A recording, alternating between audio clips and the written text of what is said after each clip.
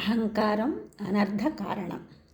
భగవంతుడు తాను సృజించిన పత్రాల ద్వారా కూడా మనకు కొంత నీతిని తెలియజేశారు. వాటిలో కొన్ని: మామిడాకు. ప్రతి శుభకార్యంలోనూ నేను తప్పనిసరి, నేను లేనిదే ఏ శుభకార్యం జరగదు అందిట భగవంతునితో గర్వంగా మామిడాకు. దేవుడు చిన్నగా నవ్వాడు. అందుకే గుమ్మానికి తలకిందులుగా వేలాడే శిక్ష విధించాడు. కరివేపాకు. వంటల్లో నేను లేనిదే రుచే లేదు అంది గర్వంగా. తినేటప్పుడు కరివేపాకును ఏరిపారవేసే ఆలోచనను భగవంతుడు మనిషికి కల్పించాడు. ఆ విధంగా కరివేపాకు శిక్ష విధించాడు. అరిటాకు. ఈ మనుషులు భోజనం చేయడానికి నన్ను మాత్రమే పవిత్రమైనదని వాడతారు, నేను మీకంటే గొప్ప అని అన్నది అరిటాకు. భగవంతుడు ఆలోచించాడు.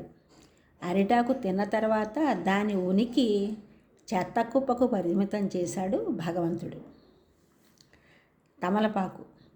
నేను శుభకార్యాలకే కాదు, నన్ను తాంబూలంగా వేసుకుంటే నోరు ఎర్రగా పండుతుంది, నాకు సాటి ఎవరూ లేరు అన్నది మహాగర్వంగా తమలపాకు.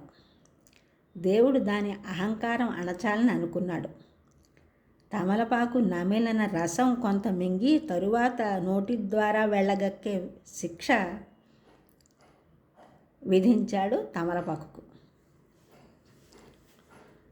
తులసాకు.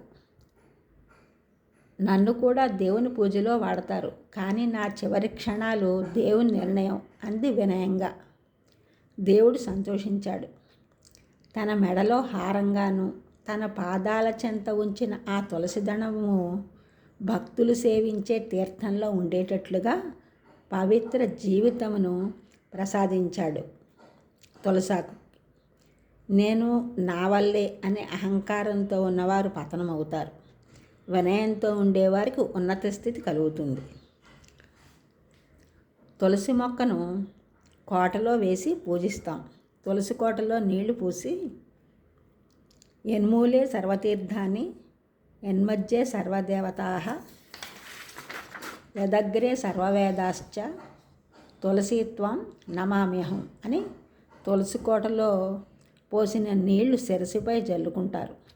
అంత పవిత్రత తులసికి భగవంతుడు కల్పించాడు.